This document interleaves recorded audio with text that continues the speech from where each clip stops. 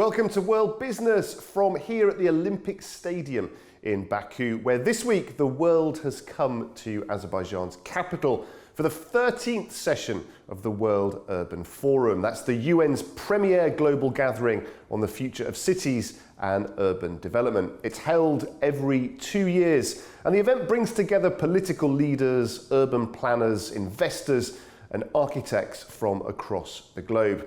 This year's numbers are record-breaking. More than 40,000 participants from 182 different countries registered for the event, making it one of the largest editions in the forum's history. Well, organisers say over 21,000 people attended on the first day alone. Now, the focus this year: housing, resilient communities, and the future of urban living as cities around the world face growing pressure from climate change, population growth, and infrastructure demands. From ministerial summits and investment discussions to smart city technology and sustainable design, Baku has become the centre of this worldwide conversation on how tomorrow's cities should look, feel, and function.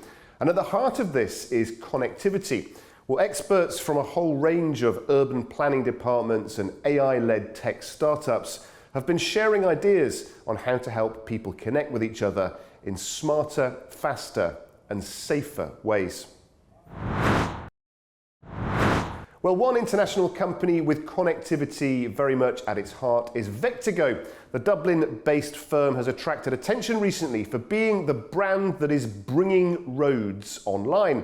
Well, Vectigo's high-tech devices are designed to make roads intelligent and, more importantly, save lives in the process. Well, let's find out more now from Vectigo's Group CEO, Sinead O'Sullivan, who joins us now from Dublin. Sinead, great to see you. Thanks for joining us on World Business. There's been a fair amount of chatter and interest behind the scenes in the tech your team has been developing, hasn't there? But for the first time now, you're coming out and talking to the world about Vectigo and how it aims to change the world. Okay, so first of all, thank you sincerely for inviting us today. I'm absolutely delighted to meet with you and have this opportunity to talk about it. I think it's fair to say we're probably one of the best kept secrets in the world right now. You are our first public interview since we started 2 years ago, and we've been kind of working underneath the scenes very, very strongly and fast and furious, and a bit like a swan on the outside, nice and calm, and on the inside, legs are moving at a great rate.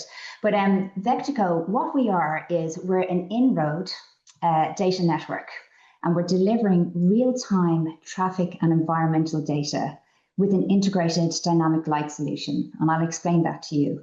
But while we're gathering real-time traffic and environmental data, our AI agents sit on top of that data and they transform it into profound insights. So anybody and everybody that are managing roads, they now have a really good understanding of exactly what roads are doing.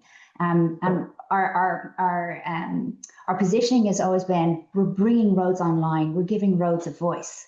So currently today, the data that road management companies and departments of transport and councils, etc., they are making decisions about road maintenance with very little data. There's only single sources of data points, whereas ours, we've built a solution that's made up of what we call pods.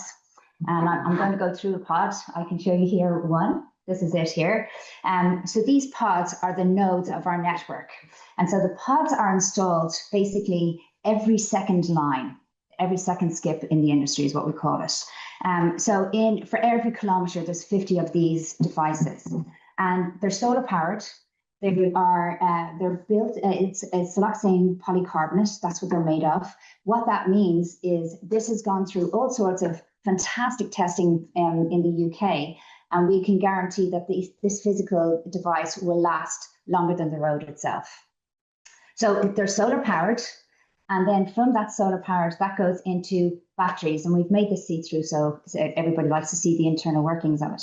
These batteries, again, we couldn't have done this 2 years ago. And why is that? Because the batteries that we utilize, for example, they've only literally come on the market. They had to be able to work at -30 and +60 degrees for extreme conditions, right? That wasn't available 2 years ago. The actual solar panels here in the top, they're like millimeters thick, right? And why is that? Because the device itself, we wanted to make it thin enough so that the actual installers could install it really effectively, utilizing existing infrastructure or existing technology that they have. And it's called a grinding machine. A grinding machine is what they use. And again, I learned all of this. They use a grinding machine to put lines in the road. It's the same machine, but they cut it slightly deeper, but it's exactly the same thickness of a line. So ease of installation was really important. So you have solar power on the top, that comes into batteries. So that powers the whole thing. Right, so there's no connections to the device, so it's completely independent. The next thing is this tiny little thing here. That is the antenna, and the antenna takes all the data that's gathered in this device, and actually it brings it up to the street cabinets that are on the side of the road. And again, this antenna wasn't on the market 2 years ago. All of the technology that we're utilizing, it's industry standard, but bringing it together, having it as small as it is, and bringing it into a device that is strong as it is to allow for longevity. So the real brains is this bad boy here, and it's called the PCB board.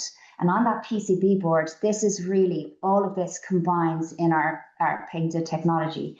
There's sensors on here gathering everything from the temperature to the humidity, to the vibrations, a barometer, etc. Right? There's loads of different things that we can add on here.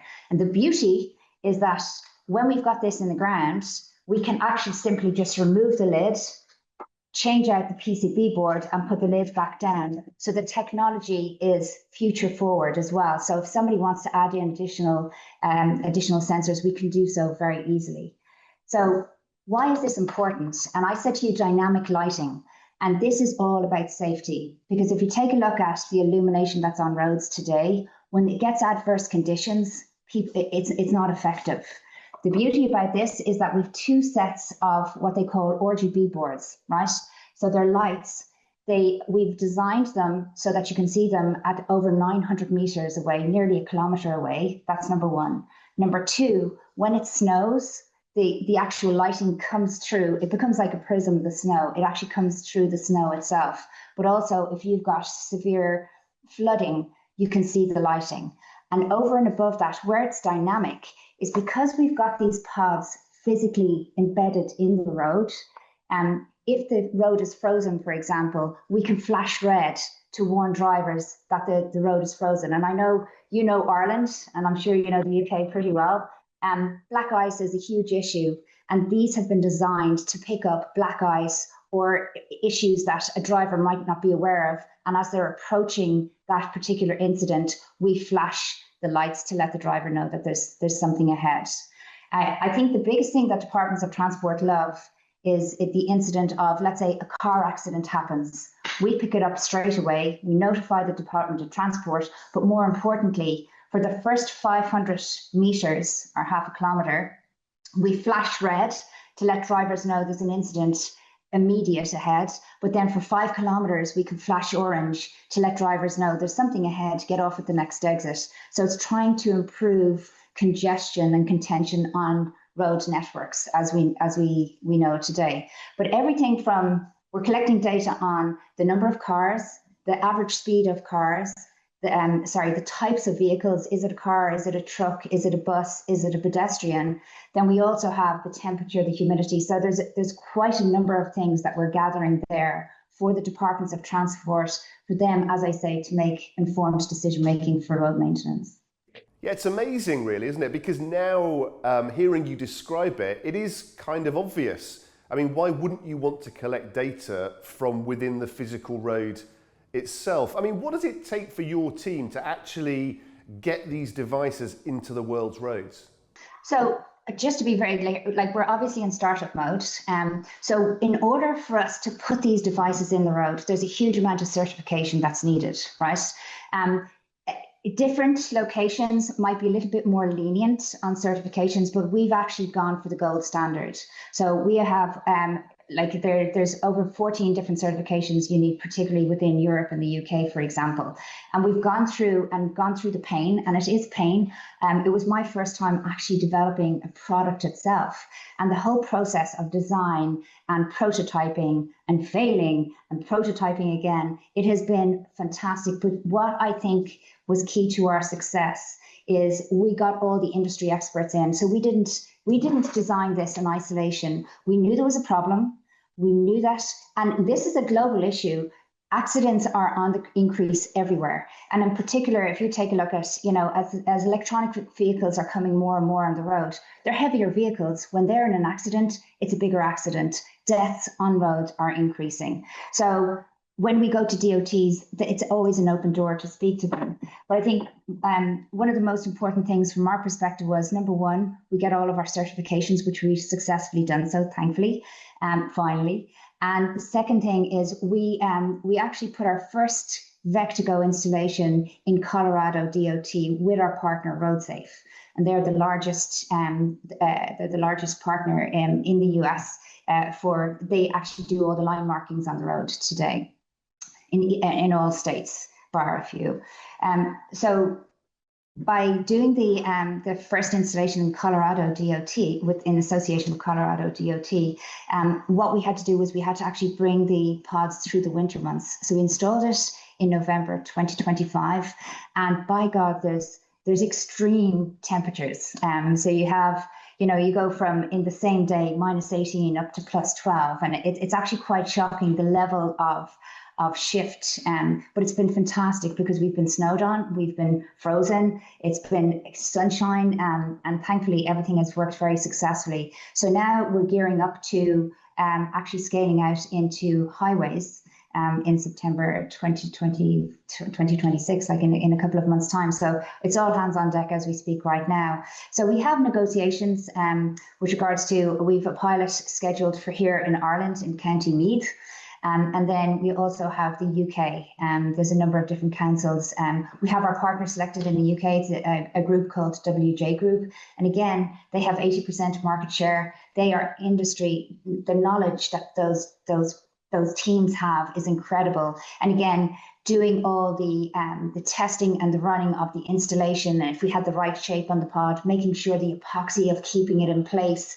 It's been a labor of love, but it's been a true partnership like I've never seen strategic partners work before. And I think because the baseline of what we're doing is to improve safety on roads, and it's also to ultimately save lives. Everybody's really passionate about it. And because it's never been done, obviously from an engineering perspective, like the engagement that we have and the support that we have has just been fantastic and very very humbling, to be honest with you. It's really been to see ideas come to full fruition, and now the impact that we're having, I think has been amazing, really. And I look forward to the next couple of years and months. Okay, so you've proven the concept, and as you described, in the toughest of conditions, you're now in this relatively strong position.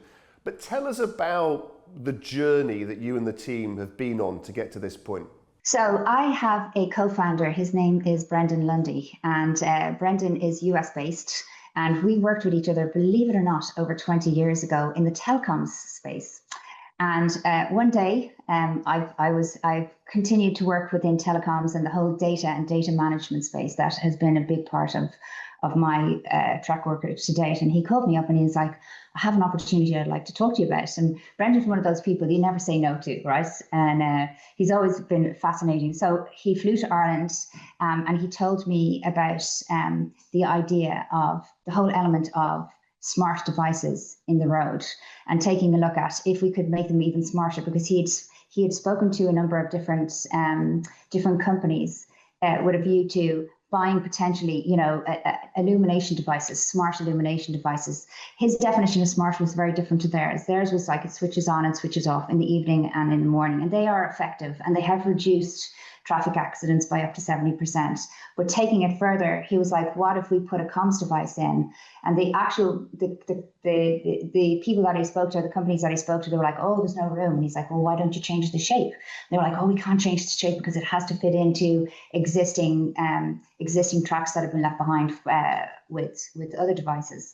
So he came to me and he said, look, I think there's an opportunity here. And again, our comms background, when he first started talking about road and lighting, I was like, I'm the wrong person, Brendan, I'm a data person. And then when we started talking through the element of, well, making them connected, how do you know if they're online? How do you know if they're working? How do you know if they're switched on? So currently today, where there's other solar powered lights that DOTs are working with, when we asked them the question, like, how do you know if they're working or not? They were like, oh, we literally physically sent somebody up and down the highways looking out, and they mark on their phone the location of the device that's not working. So the first obvious thing was, well, we can do that remotely. We can set it up so we can get pinged if in fact the light is broken or it's not working for whatever reason.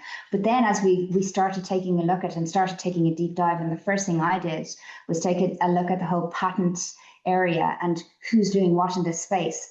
And much to my shock, like as you've said, and everybody says to me, this is obvious. However, there was so many different limitations. And as I said, like the technology that we're using now to actually build these pods, it wasn't available 2 years ago. So it's really, the idea was there. We patented everything. And we have a number of patents that are pending as we speak right now. But it's only now that it's become a reality. And so the bottom line was Brendan came with an idea. We sat down, we did a little bit of research, and it was obvious that this was needed in the chats that we had with the DOTs, the industry players, RoadSafe in the US, WJ Group in the UK. And I've never found something like this where, and I've done a number of businesses to date, right? I've never been in a situation where I've knocked on a door and people have said, I've got budget, I just don't know how to spend it. So you've got a lot of safety budgets that are out there. They're being told to look for innovation, but in this arena, innovation has been kind of slow to take off per se. That isn't heavily costed, that has a lot of fiber that you need to run to it, you need to run power to it. There's all sorts of rules and regulations associated with, because this is all wireless, it's a very easy installation. So we've made it as simple as possible for DOTs to say, this is what we need to do. One of the things that, for example, Massachusetts DOT, when we arrived for our meeting that morning, the front headline on the papers was that a young family, husband and wife and their 2 kids, they were actually driving the wrong way on an off ramp, right? Just misjudged. You can imagine kids in the car, all kicking off, you go the wrong way. And it's actually the number one killer in Ireland today for OAPs, old age pensioners, is driving the wrong way. So the beauty about pods is we can pick up wrong way driving, negative driving, and we actually flash red to let the driver know. You may not really understand what's happening, but trust me, when you see these red lights, you slow right down. So before somebody actually goes the wrong way on an on-off ramp, we can actually flash to let them know, no, this is not the way you're supposed to go. So it's fascinating as we've gone into the various different discussions to see the excitement about it. So we've actually had to slow everything down, get our real core foundations right, get all of our certifications in place, prove it in what I believe was, a nicely challenging part of the world, Colorado. But the enthusiasm and the want and the desire for this product, when we've talked to the various DOTs, not just snowy states, like we've been down in Georgia, we've been in a number of different states, and I definitely see us moving to the Middle East. I have a passion for the Middle East. I lived there for a number of years in Dubai, and I know myself, when it rained in Dubai, everything just shut down, completely shut down for a 3-day period. The beauty about this is that, even with massive flooding, you can actually see the lights. You can see the roads and their direction, etc. So, yeah. Yeah, I guess part of the problem, Sinead, that you have is that you need to figure out as a management team kind of how you prioritize this, because of course it could work anywhere in the world, couldn't it? Which geographies are you picking and in which order? Tell us about the growth strategy. Sure. So there's three regions. The first being the US, purely because the Department of Transport in Colorado was so interactive with us and so engaged and very much open to new technologies and involved in the process of us fine-tuning not only the physical device, but more importantly, the whole data element of, the customer portal, how they can see it, what they want to utilize it for, how they can actually manage the pods. So if they want to, for example, highlight that there's a particular lane that's shut down because they're doing maintenance ahead, we can actually flash red to let people know there's a problem with this lane, and every other lane will be lit up as normal. So we've worked with them to actually fine tune the customer management of these remotely, how they do that, incident detection, how they're notified, where we not only send notification via email, but we integrate with their network operations center. And in some cases, we automatically change the lights red. In other cases, there has to be a human intervention until obviously they gain confidence in it. So Colorado is the starting point, as is Massachusetts will be our second state. We have 12 different various states that we've met with and have absolutely said they want to move. But we want to, as I say, put in really good foundations. As we go into, we learn as we go into the various different highways and fine tune it for scale. I told you we've a pilot kicking off in July, August in Meath here in Ireland, and also we have the UK as well. So I would say Ireland and UK from a European perspective, the US, and definitely the Middle East is somewhere that we're very interested in. And I think, if you take a look at the likes of, AV promotion and AV support in that particular region of the world is of huge interest to us, because the beauty about these devices, we're road agnostic. So it doesn't matter if it's concrete, it doesn't matter if it's asphalt, it doesn't matter if it's a rural road, if it's a highway, etc. We're road agnostic. And I think at helping the scaling of autonomous vehicles, because these devices actually can show them exactly where lane demarcation is.